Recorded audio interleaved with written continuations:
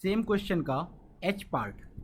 तो हमारे पास क्वेश्चन क्या था, 7 डिजिट नंबर बनाना था और हमारे पास डिजिट कितने थे, 0 1 2 3 4 5 6 7 8 9। अब क्वेश्चन है कि the number should B divisible by 4। The number should B divisible by 4। Condition is repetition allowed. Second part repetition not allowed. तो पहले फर्स्ट पार्ट करते हैं, व्हेन रेपिटेशन इज अलाउड। ये पार्ट इजी है, ठीक है। कैसे होगा, सोचो। हमारे पास एक 7 डिजिट नंबर है। अब ये वाला 7 डिजिट जो नंबर होगा वो डिविजिबल बाय 4 कब होगा, तो 4 का डिविजिबिलिटी टेस्ट हमें आना चाहिए। 4 का डिविजिबिलिटी टेस्ट क्या कहता है कि अगर लास्ट का 2 डिजिट डिविजिबल बाय 4 हो गया then number is divisible by 4। Okay, तो लास्ट का 2 डिजिट डिविजिबल बाय 4 होना चाहिए। तो लास्ट का 2 डिजिट पे ही खेल पूरा बचा हुआ है। अब सोचो लास्ट का 2 डिजिट में क्या क्या होगा जो नंबर डिविजिबल बाय 4 हो जाएगा। तो रेपिटेशन अलाउड है तो 0 0 चलेगा, लास्ट में 2 0 आ जाए तो अपने आप नंबर डिविजिबल बाय 4 हो जाएगा। फॉर एग्जांपल 100, 1000, 900, ये सारे नंबर कैसे हैं, जो कि डिविजिबल बाय 4 है, ठीक है। अगर 0 4 आ जाए, 0 8 1 6 सॉरी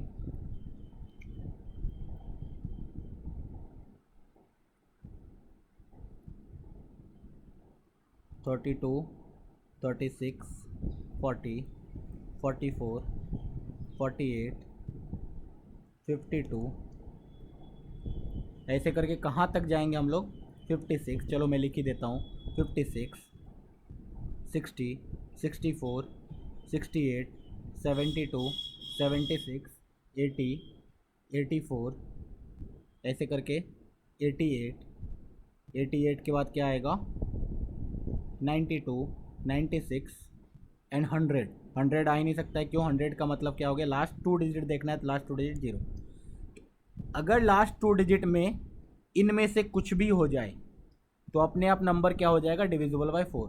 तो ये कितने हैं हम लोग काउंट कर लें, 1 2 3 4 5 6 7 8 9 10 11 12 13 14 15 16 17 18 19 20 21 22 23 24 25, total 25 ways to fill last 2 digit.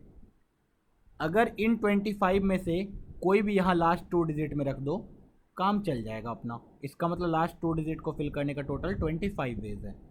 चलो अब कंडीशन सेटिस्फाई हो गया, नंबर क्या हो गया, डिविजिबल बाय 4। पहले डिजिट को फिल करने का कितना तरीका होगा, पहले डिजिट को फिल करने का 9 वेज होगा, क्यों, 0 छोड़ के। दूसरे डिजिट को फिल करने का 10 10 10 10, बस। तो आंसर कितना हो गया, नंबर ऑफ वेज या नंबर ऑफ डिजिट्स कितने हो जाएंगे, 9 into 10 to the power 4 into 25, ठीक है। ये तब हुआ when repetition is not allowed, repetition is allowed, ठीक है। चलो case 2, when repetition is not allowed. अब सोचो जब रेपिटेशन नॉट अलाउड होगा, B part, repetition not allowed, 4 digit number, 7 digit number divisible by 4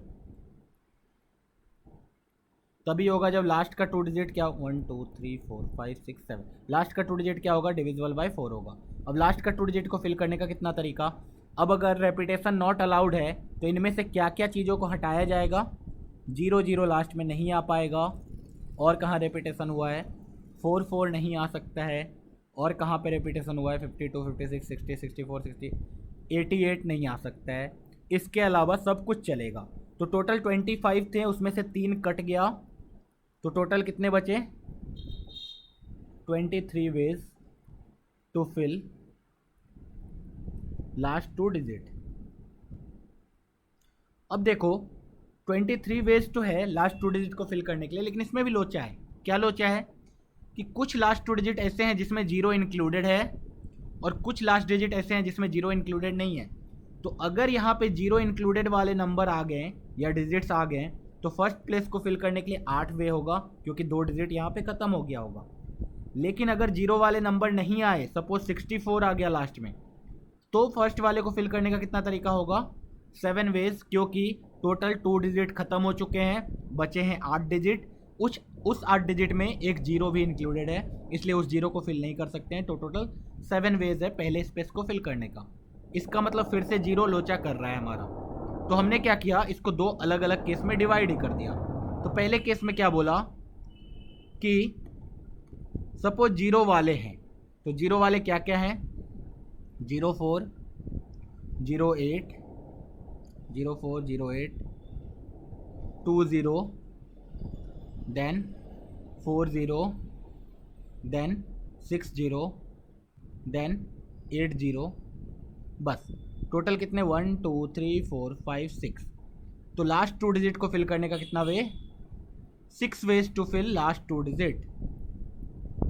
चलो अब इसमें क्या हुआ, जीरो यूज हो चुका है, तो अब पहले स्पेस को फिल करने का कितना तरीका होगा, तो बोलेंगे 2 डिजिट यूज हो चुका है, हमारे पास 8 डिजिट है और वो सारे नॉन जीरो डिजिट्स हैं, इसलिए 8 का 8, इसको फिल करने का 7, इसको फिल करने का 6, इसको फिल करने का 5, इसको फिल करने का 4।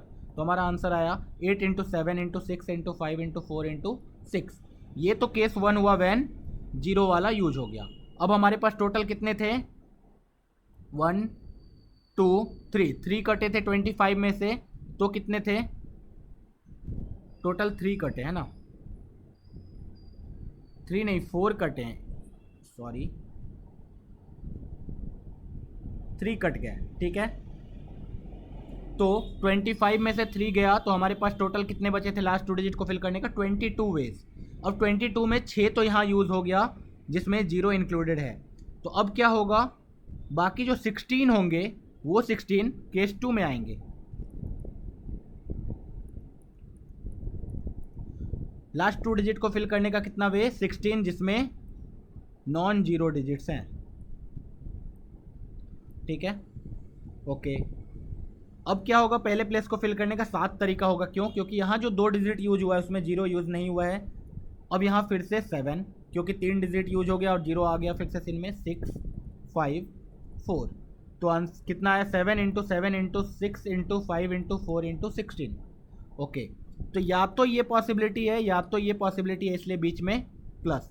तो our final answer will be this plus this, ठीक है। तो ये था हमारा एच पार्ट। चलो आई पार्ट क्या बोल रहा है, the number should be same if written from end to starting, that is palindrome. Palindrome का मतलब क्या होता है कि आगे और पीछे से एक जैसा लगे।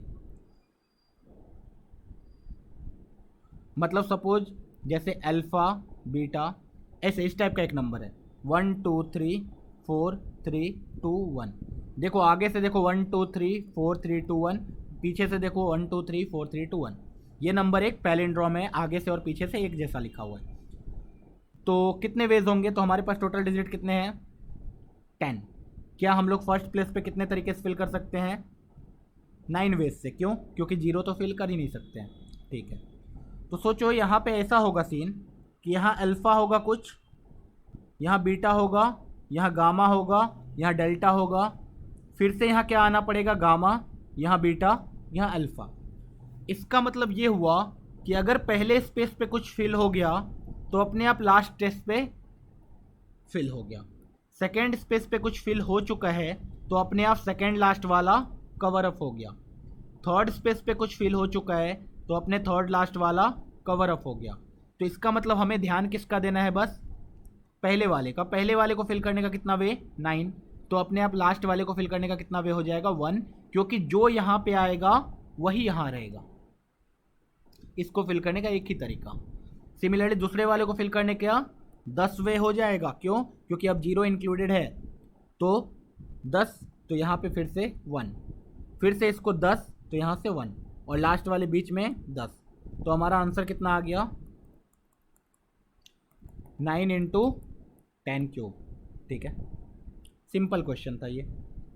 उसके बाद क्वेश्चन है, the number should B divisible by 3, repetition allowed and zero should not be used. अब सोचो एक 7 डिजिट नंबर है, अब वो नंबर डिविजिबल बाय 3 होना चाहिए और 0 नहीं यूज़ होगा, मतलब हमारे पास कितने डिजिट्स है 1 2 3 4 5 6 7 8 9, ये सारे डिजिट्स हैं हमारे पास। तो रेपिटेशन अलाउड है। अब बताओ कोई number sum of divisible by 3 कब होगा? जब उसका सम ऑफ द डिजिट्स क्या हो जाएगा? डिविजिबल बाय 3 हो जाएगा। ठीक है, तो हमने क्या सोचा कि अंधाधुन फिल करना स्टार्ट करते हैं। इसको फिल करने का 9 वेज, इसको फिल करने का 9, इसको फिल करने का 9, इसको फिल करने का 9, इसको फिल करने का 9, इसको फिल करने का 9। ओके, तो सबको फिल करने का 9 डिजिट्स। अब देखो इसको फिल करने का कितना तरीका होगा, तो यहाँ पे थोड़ा लोचा है। तो लास्ट प्लेस को फिल करने का क्या? लास्ट प्लेस को फिल करने का ऐसे सोचो कि हमने कुछ भी अंधाधुन यहाँ फिल कर दिया। First place, second place, total 6 place पे कुछ भी अंधाधुन फिल कर दिया और उनका सम निकाला। सम ऑफ फर्स्ट 6 डिजिट्स कैलकुलेट किया। ठीक है, तो इस पे डिपेंड करेगा कि 7th डिजिट क्या होगा। सोचो सम ऑफ फर्स्ट 6 डिजिट अगर 3 से डिविजिबल हो गया। अब देखो 3 से डिविजिबल कोई नंबर है तो उसको कैसे बोलते हैं? 3n type.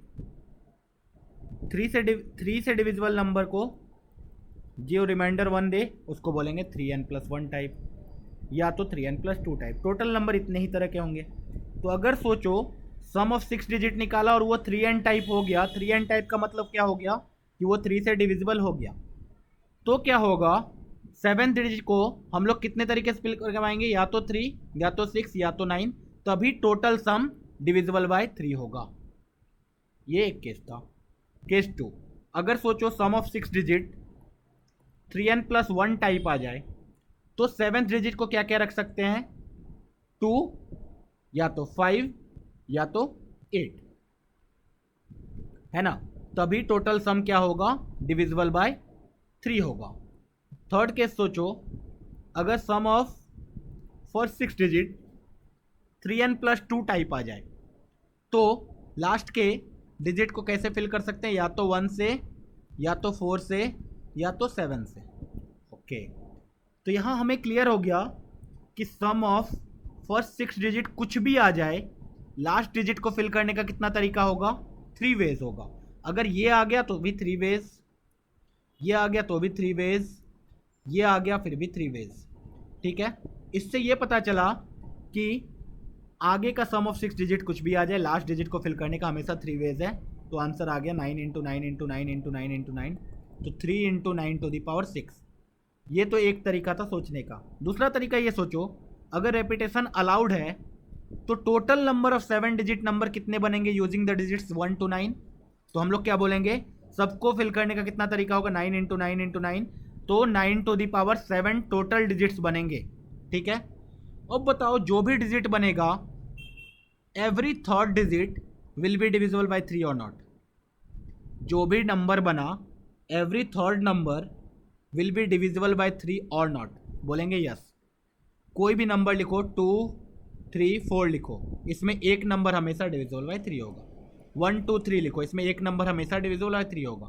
तो for every 3 number there will be 1 number which will be divisible by 3। तो इसलिए 9⁷ या फिर 9 × 9⁶/3, या फिर 3 × 9⁶। यहाँ से भी आंसर क्या आया? सेम आया। तो ये एक मेथड हो सकता है। चलो इसी पे बेस्ड एक लास्ट क्वेश्चन करते हैं। The number should B divisible by 3, 0 not used, repetition not allowed. फिर से सेम क्वेश्चन, 1 2 3 4 5 6, क्या होना चाहिए? डिजिट कितना है? 1 2 3 4 5 6 7 8 9। इस बार क्या बोला? रेपिटेशन नॉट अलाउड, मतलब फिक्स हो गया एक जगह पे कोई नंबर या एक जगह पे कोई डिजिट, तो वो दूसरी जगह पे नहीं आ सकता है। तो अब हमें क्या चाहिए? सम ऑफ डिजिट्स डिविजिबल बाय 3 चाहिए। तो टोटल 7 डिजिट्स होंगे, 7 डिजिट्स का सम डिविजिबल बाय 3 चाहिए।